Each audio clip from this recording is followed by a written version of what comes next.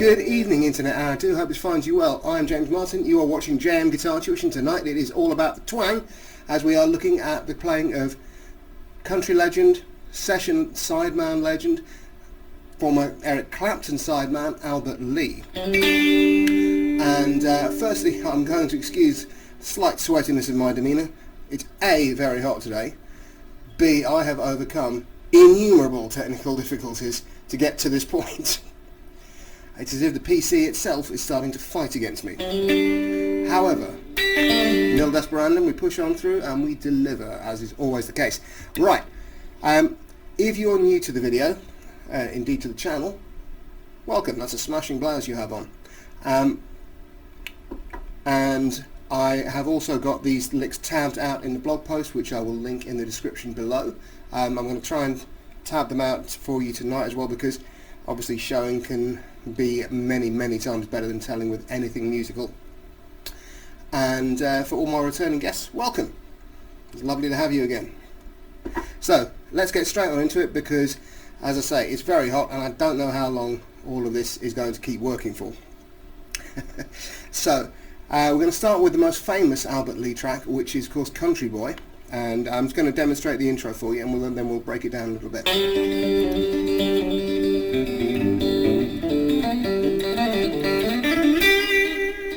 So we are in the key of G, of course, it's country, and what I draw your attention to first is this G chord that Albert's using, because this is a big part of the kind of country vocabulary. Basically, it's a G power chord. 5th fret on the D string, that's my G root. Then I've got a unison from the open G, and then there's my 5th, the D, on the 3rd fret of the B string. And this is where I'd also draw attention to the hybrid picking technique that is so endemic to this style of music. So what I'm doing here, using the pick to play the root note, middle finger to pluck the G, and 3rd finger to pluck the B. And then to add a little bit of spice into it, we're hammering into that D string root note from the 4th fret, so coming in from the F sharp, the major 7 below it.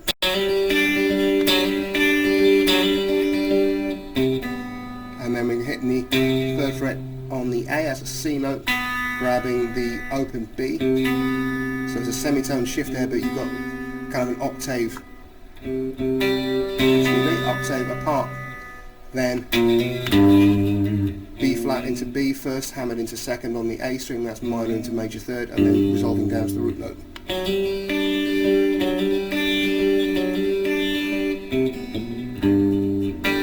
And then with having played the root note with the pick, Albert then grabs the open D and G strings, sort of fleshing out the G chord with the middle and 3rd fingers on the pick hand.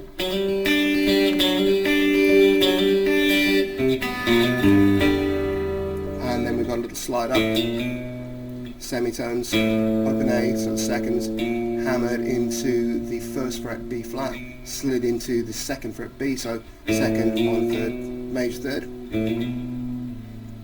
And then from there, picking that open G root note, 2nd fret D pulled off to open D, and then we kind of get a little, to pick the C there, so almost implying the 4 chord, but I think probably he's going for a bit more of a G sus4 idea. And then repeating that minor 3rd, major 3rd root idea up an octave higher, before taking a 5th, hammered into 6 and up to the root note. And then we've got that B flat returning again, just to sort of colour the idea. We're aiming for that same kind of bluesy ambiguity between major and minor that we've seen in so many blues videos over the years. So, and then finishing off with this phrase, pure G major pentatonic, and sliding up to the G note on the 8th fret B. Excuse me, and he's doing that purely to get that slide sound, otherwise any sane person would put it there. But Albert obviously likes to sound that slide, likes that lateral movement. So slowly,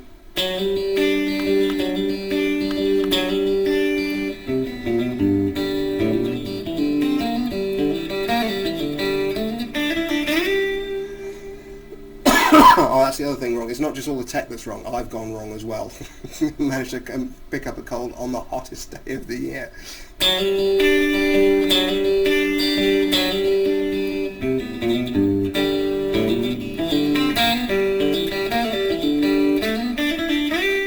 Okay, so now let's give it a little bit of the Albert King. Excuse me, the brain's gone wrong too. The Albert Lee warp speed.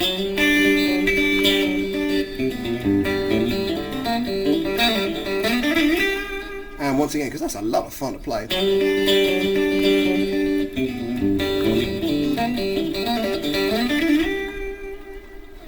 And very, very important with all of this stuff to make sure that you do get it absolutely flawless slowly first, because Albert is so precise. It's one of the real hallmarks of his sound. He can shred like the Van Halens and Satrianis and Malmsteens of this world, but he does it all with a clean tone, never missing a note. So that's very, very important to keep in mind. Have the discipline to do it slowly first. It will see you right. And don't forget that a lot of these things you're going to be able to play around with and come up with your own ideas. You know, all that type of idea where you're playing with that ambiguity, you're playing with that between minor and major third, you're playing with those string skip root notes, all that kind of thing, bringing in fifth and flat seven.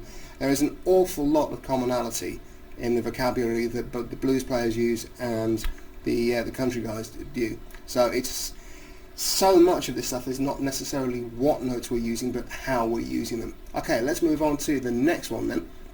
There's another hallmark of Albert's. Now this is also from Country Boy. There's a lot of Country Boy. And what we're doing here is something of a signature technique. Now he does this with a lot of delay. I'm going to strip out the delay so you can hear it. But we are playing basically through G major scale, of course.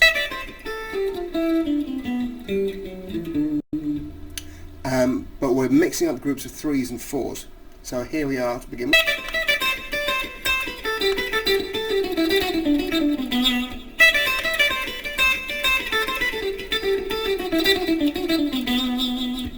So looking at that, then slowed down, group of three. So running E, D, C.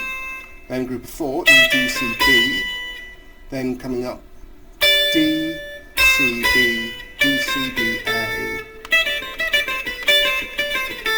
and then we're going in fours all the way down the scale, so start from the C, B, A, G, F sharp, D, and finishing off on the B note there, the major third.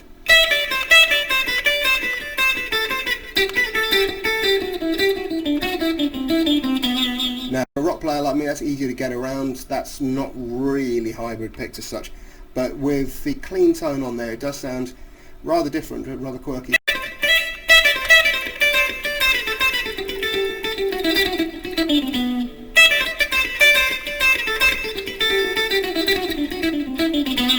And there's something about having building the momentum from the three and fours. It's almost a little bit tentative before going full on fours. And I mean, you put some distortion on that last one, that's a Malmsteen lick. But in a different context here, it's amazing the difference that it sounds.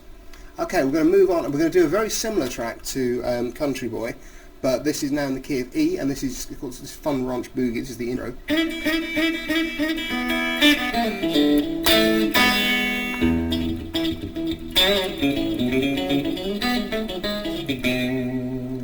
And so you can see here that I'm starting with a very classic Delta blues lick. You're a Who fan, you'll recognise that from, I can see from Miles as well. Very common trick. What you're doing here is a unison idea. I'm sliding the D on the 3rd fret B string up to the E on the 5th fret B string, and then playing the open E, and again that's a hybrid lick.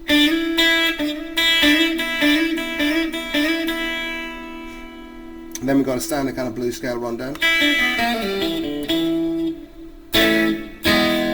So implied B to E, so like a 5 to 1 move. And then we get into the riff itself. And what's interesting here is the rhythmic displacement idea. So you've got a hemiola effect, which we've talked about before on this channel, where you're taking a 3-note melodic grouping, in this case E, mute, and then E, an octave lower.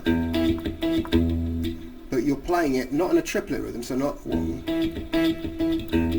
where everything lands on the same part of the beat each time, but because you're playing a 2-note rhythm, it's a different note in the melodic grouping that lands on the beat each time, getting a much more interesting sound, and also often fooling the audience into thinking you're doing more than you actually are. There's a lot of this goes on. It's a very useful technique to get to grips with.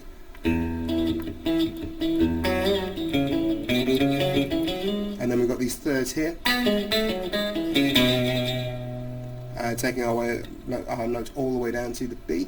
And so these thirds, G sharp and B, F sharp and A, G sharp and E, before running down the scale.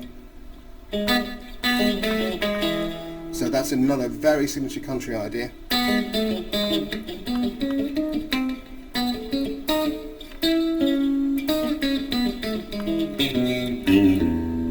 And great idea to incorporate into your own playing. So I'm going to play this slowly, and we will approach Albert warp speed.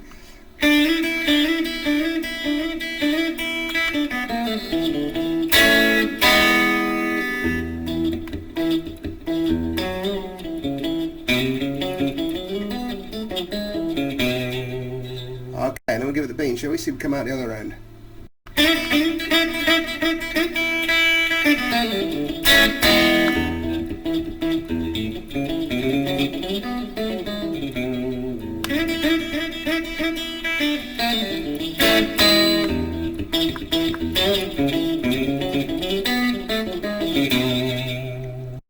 And again, you see the hybrid picking at work here. And I should explain that little mute. What you're aiming to do there is pluck the E on the second fret of the D string, roll the finger off but not entirely onto the A string, so just enough to mute it and get that pop. Before down to the open E, and I'm using the pick to play that.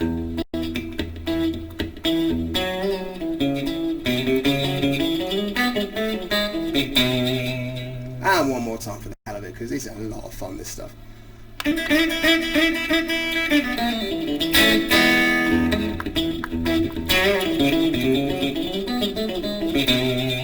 Okay, we'll finish up with something that's a little bit more recognisable to conventional blues-based players like myself.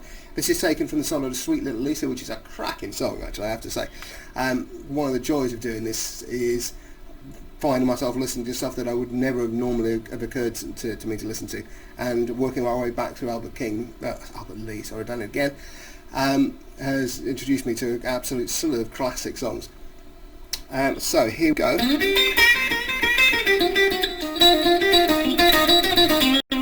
And you can view this as basically being C blues scale,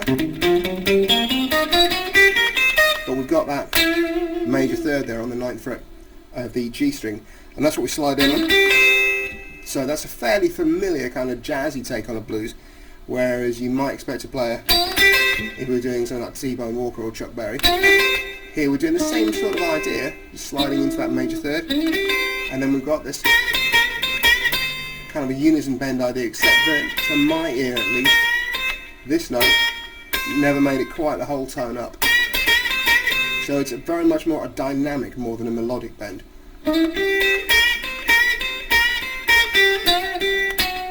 There's a cool idea, coming off that unison bend, onto the flat 5, slide to the 4, pull off to the minor third, then 4th to minor third again.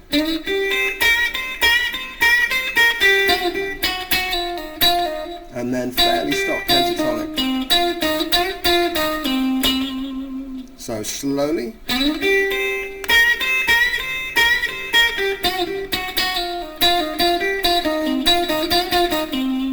And slowly again, just for safety's sake, shall we? Very hot today.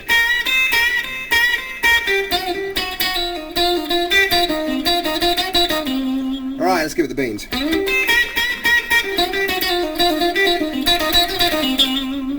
And one more time. And it's amazing to think that a slightly different rhythmic orientation, because as you can see there, Albert's just finding out those semiquavers. A little bit more of a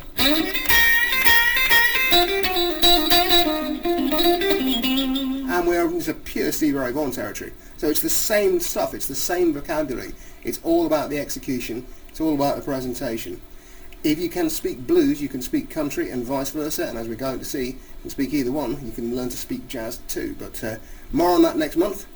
Right, I think that covers it for this month. I will see you on Friday as always for the 1 minute leg. Keep an eye out for some other stuff.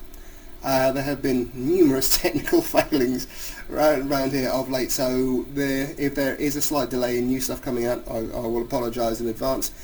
Do please remember to like, share and subscribe. You may have twigged at this point that this is a very small channel, one-man show. This is me doing it in my spare time. Gear that is begged, borrowed, salvaged, and so yeah, it's one click for you. It makes a massive difference for me as we are approaching now that's golden horizon of 1,000 subscribers. So yeah, I will see you all very soon. Alright, take care, all the best.